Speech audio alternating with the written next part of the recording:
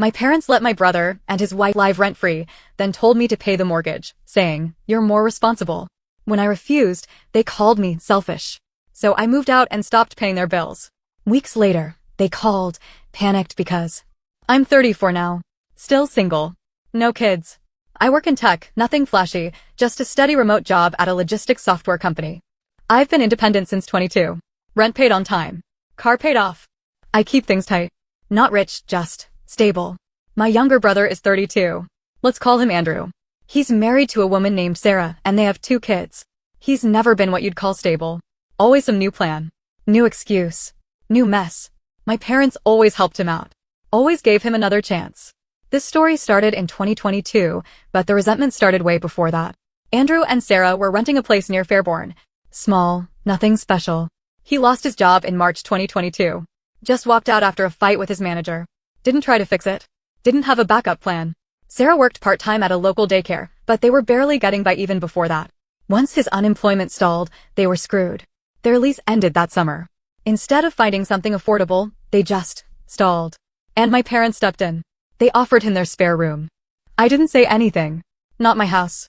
And at the time, it felt like the right thing to do. I even helped them move in. Spent a whole weekend hauling boxes, helping wrangle the kids, setting up furniture in my old childhood room. They were supposed to stay 3 months. By month 6, I asked if they were contributing anything. Utilities? Food? Anything? My mom said, they're trying their best. They just need more time. Except more time turned into a whole year. And then I found out about the mortgage. I thought the house was paid off. My parents always said they finished paying it in the late 90s. But I overheard something in a conversation with my mom and dad. Something about needing to make the mortgage this month. That didn't make sense. I asked. They dodged the question. So I dug into it. Turns out they had refinanced the house in 2020, during the pandemic. They pulled $85,000 in cash out of the equity to renovate the kitchen and bathroom and consolidate some debts. But they didn't use that money wisely. The renovations were half done. The credit card debt kept growing. They blew chunks of it on stupid stuff, new furniture, some home gym equipment my dad never used, a couple of vacations that my mom called much-needed stress relief. They fell behind on payments. And instead of asking my brother, who lived there with his wife and 2 kids, for help, they came to me. Not to ask. To tell. My dad sat me down in the garage one day like it was a business meeting. Said something like, "We need you to take over the mortgage for a while. Just until things level out." I was stunned. This wasn't, "Can you help?" It was, "Here's your new responsibility." I said, "Why me? I don't live here." He said, "You're more responsible. Your brother's struggling." They wanted me to cover their mortgage while my unemployed brother and his freeloading wife lived there for free. It wasn't like I was rolling in cash. I live alone in a small 2-bedroom apartment in Dayton. I'm not drowning, but I'm not bankrolling a second household either. Still, like a fool, I said yes for a month. Then it turned into 2. Then it turned into a year. Month after month, I sent money. Half the mortgage at first, then more when they said the water bill was overdue or the heating bill had doubled. All while Andrew and Sarah didn't contribute a single dollar. You know what they did do? They ordered Uber Eats 5 times a week. Bought new iPhones on payment plans. Bought matching jackets for the kids. Bought new video games. I started keeping track of what I paid. Over 13 months, I spent nearly $11,500 on their bills. I snapped one night after my dad made a comment about people who complain about helping family while we were watching TV together. I asked him, straight up, "Why am I paying your mortgage when the 2 adults living here don't pay anything?" My mom said, "They have kids, they need help." I said, "So do I get penalized for being single and not a screw-up?" She said, "That's not fair. You've always been the dependable one." That's when it hit me. They weren't helping Andrew. They were using me to help Andrew. He never asked me directly. Never thanked me. Just walked around like he owned the place. And worse, he started talking down to me. Acting like he was the head of the household. One time, I asked if he could at least cover the electric bill, since his kids ran the AC all day and left the TV on all night. He laughed and said, "Isn't that what you're here for?" That was it. I told my parents in June 2023, "I'm done paying by September. That gives you 3 months to figure it out." They didn't take me seriously. They thought I'd cave. I didn't. In August, I stopped paying. I didn't explain. I didn't justify. I just stopped. Then I moved all my stuff out of the house. I had left some tools, some childhood stuff in the basement. Took it all. Cleaned out my old room. Told them, "Don't call me unless it's important." They called me selfish. Mom cried. Dad said, "You'll regret this." Andrew just laughed again and said, Guess we'll see what happens. Weeks went by. Then I got the voicemail. Mid-October. 9:42 a.m. My mom's voice, shaking. They're foreclosing on the house. We thought we had more time. Can you please call me back? Please? I didn't call back. I let it sit. 3 days later, my dad left 4 voicemails. Long ones. Guilt-tripping ones. We can't lose the house. Your mother's health isn't good. Please, just help us one more time. Still, I didn't call. Because here's the thing, they had money. Not a lot, but enough to survive if they had planned better. They just never expected the help to stop. They always thought I'd keep paying. But I was done. By late November, the bank had sent final warnings. The foreclosure was real. I know because a notice came to my apartment. My name was listed as a former cosigner from when I helped them with refinancing advice. They begged again in early December. I said no. Then, without warning, Andrew and Sarah left. Packed up. Took the kids. Moved in with her parents in Indiana. Didn't say goodbye. Didn't explain. Just ghosted my parents. The same ones who bent over backward to help him. The ones who called me selfish for not doing more. They were alone now. Christmas came. I didn't visit. I got one text. Merry Christmas. Hope you're happy. I didn't reply. In January, the foreclosure went through. The house was taken back. My parents had to leave by March. They ended up in a senior apartment complex. 1 bedroom. No yard. No space. My dad picked up a part-time job at Lowe's. My mom works the register at Meijer. They reached out once, in April 2024. Asked if I'd ever consider forgiving them. I said, I don't hate you. But I don't trust you. And I won't help you ever again. They didn't respond. And you know what? I didn't feel bad. Because being the responsible one doesn't mean being the doormat. It means knowing when to walk away and let people feel the weight of their own choices. Still no ending. I haven't heard from my brother in over a year. I don't know if he's doing better or worse. I don't care. I'm not angry anymore, just done. Let people sink in their own boat if they spend years drilling holes in it. You can throw a lifeline once or twice. But after a while, you stop standing on the dock. And you go build your own house somewhere else. Far away. Quiet. Alone. And finally, at peace. I thought it was over. I really did. I thought cutting them off would be the end of it. I thought they'd figure out their own lives. Maybe struggle a little. Maybe learn something. Maybe move on. That's not what happened. A few months after they lost the house, I started getting mail. Not a little. A lot. Some of it made sense. Junk mail, old credit offers tied to their address. But then I got a thick envelope from a debt collector. It was addressed to me. Inside was a breakdown of missed payments. Not in my name. But the letter said I was listed as an authorized contact. Then I remembered. Back in 2020, when they did the refinancing, my dad asked me to look over some paperwork. I helped them fill out some of it. Typed it up, explained some terms. Apparently, I signed something. Maybe by accident. Maybe they slipped it in. Either way, some agency thought I was partially liable. I called them. They asked if I was willing to settle the debt on behalf of the estate. I said, they're alive. It's not an estate. The lady said, ma'am, this debt is going to collections. Their wages are being garnished. If you're not involved, then you'll need to prove you had no financial stake. So now I had to lawyer up. Cost me $1,200 just to get a lawyer to write the cease and desist letter and start the paper trail. I didn't tell my parents. I didn't have to. Because a week later, they called me. Together. And this time, they weren't crying. They were angry. Why would you drag lawyers into this? My mom said. You signed the paperwork, my dad said. You don't get to act like a victim. I said, I never agreed to pay your debts. He said, you sure didn't mind helping when you were playing hero. That's what he said. Playing hero. I hung up. I didn't call back. That night, I blocked their numbers. 2 days later, I get a call from a private number. It's my cousin. She lives in Columbus. She's a nurse. We talk sometimes, not often. She says, hey, your mom and dad showed up here last night. I said, what? She said, they're staying with us. Just until they get things figured out. But they said some stuff. About you. I said, what kind of stuff? She hesitated. Then said, they said you forged paperwork.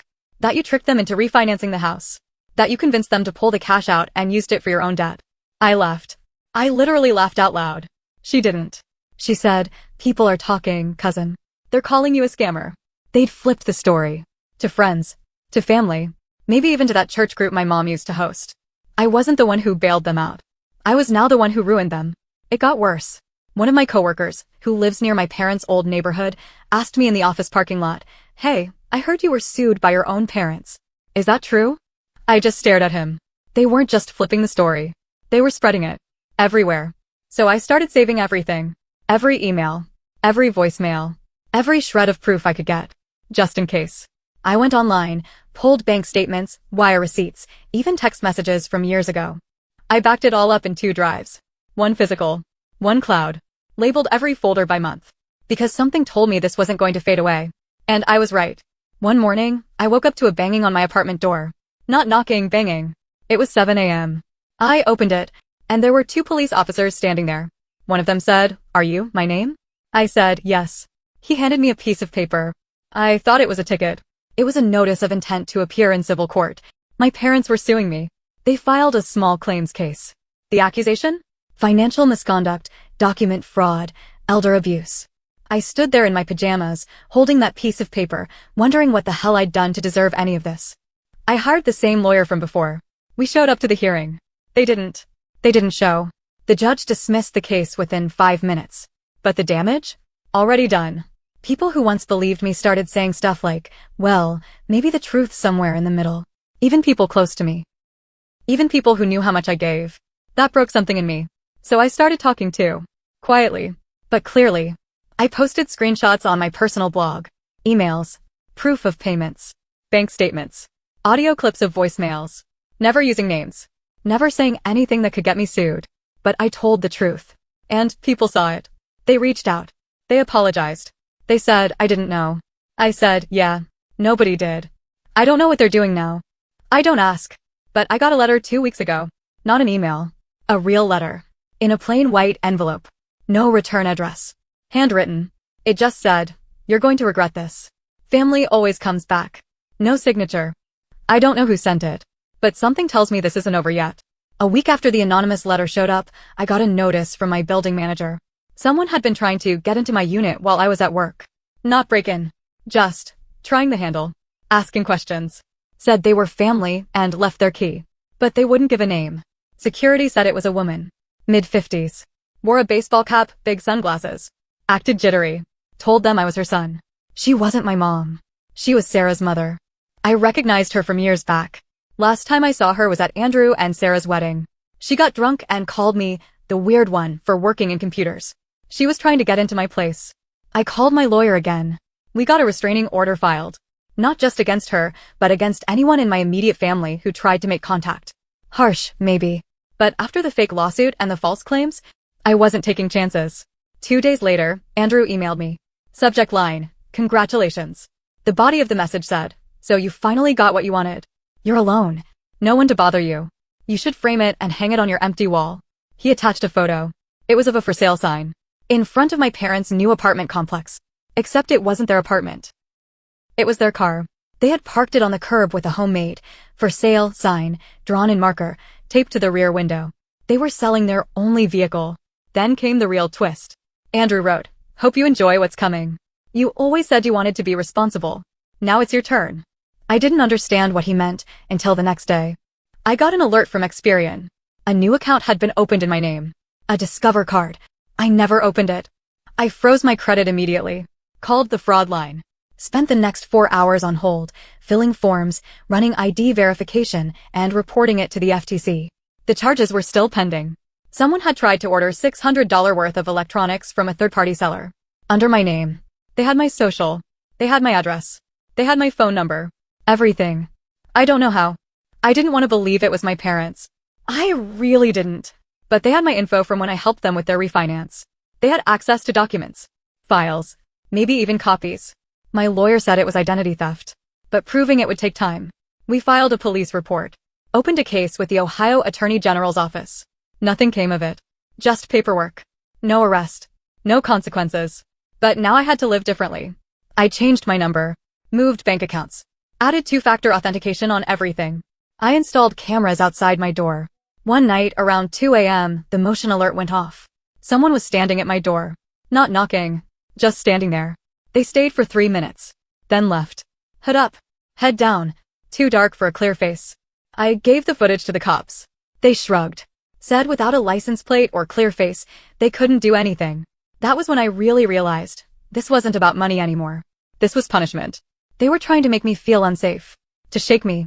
To make me regret choosing myself over them. But it didn't stop there. It never does it? A few days later, I got a letter from a local mediation group. It said someone in my family had requested family reconciliation services, that I was legally encouraged to attend a meeting and resolve domestic disputes peacefully. They were trying to force me into therapy.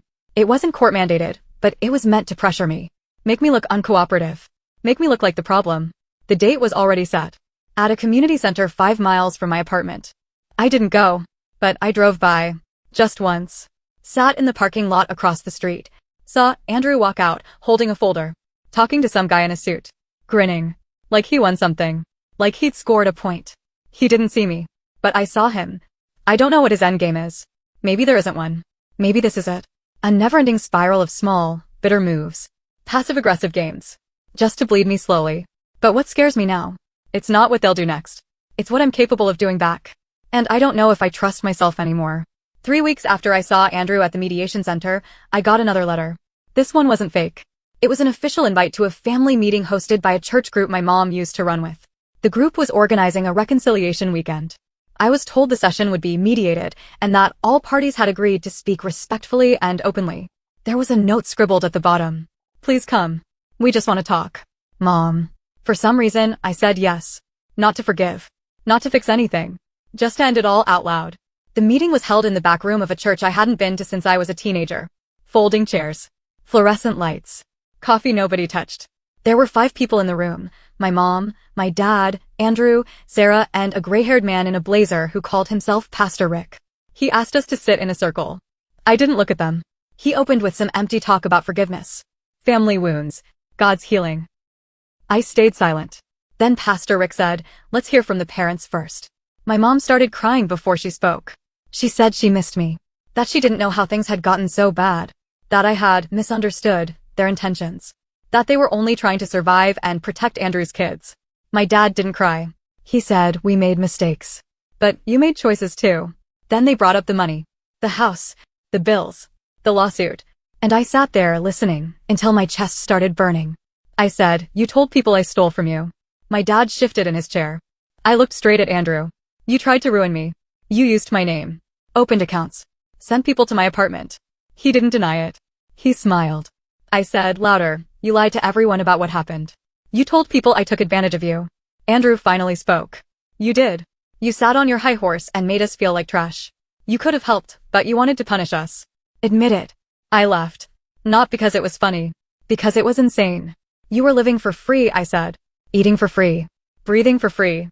While I worked 60 hours a week and paid for your life. And you still think I owe you more. Sarah jumped in. You don't understand what it's like to have kids. I said, I understand what it's like to pay for yours. Then my mom exploded. Stop it. All of you. Her voice cracked like glass. She stood up. She looked at me with tears pouring down. And she said the thing that finally broke the surface. We never wanted you to feel like a wallet. But you were the only one who never needed saving. That hit like a punch. Because it wasn't a compliment. It was a confession. They hadn't helped Andrew because he was a victim. They helped him because they assumed I would always pick up the pieces. Because I always had. Because I made life look easy. Because I never asked for help. The room went quiet. Even Andrew's face dropped. Pastor Rick looked stunned. I stood up. And I said, that's the most honest thing any of you have said in 2 years. Nobody said a word. I turned to leave. My dad muttered, so that's it? I said, it should have been over a long time ago. And I walked out. 2 days later, my mom sent an email. Said she was sorry. Said she didn't mean for things to go so far. Said they'd been desperate. I didn't reply. Sarah posted a passive-aggressive quote on Facebook about some people turning their backs when things get hard. I didn't respond. Andrew didn't say anything. Not to me, anyway. But one of my cousins messaged me a week later and said he finally told people the truth. About the cards. About the lawsuit. About what he did. Apparently, the mediation blew up after I left. Andrew lost it. Said I'd always acted better. Said I thought I was smarter than everyone. And Pastor Rick, bless his old-fashioned patience, told him, it's not about who's smart. It's about who's honest. After that, Andrew stormed out too. And something changed. The silence wasn't heavy anymore. It was peaceful. I haven't spoken to them since. No calls. No messages. I don't know where Andrew lives now. Don't know if he's working. Don't care. My parents still send birthday emails. I don't respond. But I don't block them either. I just let it be. The damage is there. But I'm not picking up the pieces this time. They sit where they fell. Because sometimes, the only way to stop a cycle is to step outside of it completely. Let it spin on its own. Until it breaks. People always say blood is thicker than water. But they forget the full quote, the blood of the covenant is thicker than the water of the womb. The people who choose you? They're your real family. Not the ones who take you for granted. Not the ones who mistake silence for obedience. Not the ones who expect you to bleed every time they scrape their knees. I wish things were different. I wish they had been better. But wishing doesn't make wounds disappear. And sometimes, survival looks a lot like walking away. So yeah, I'm alone. But I'm not lonely. And for the first time in years, I can finally breathe.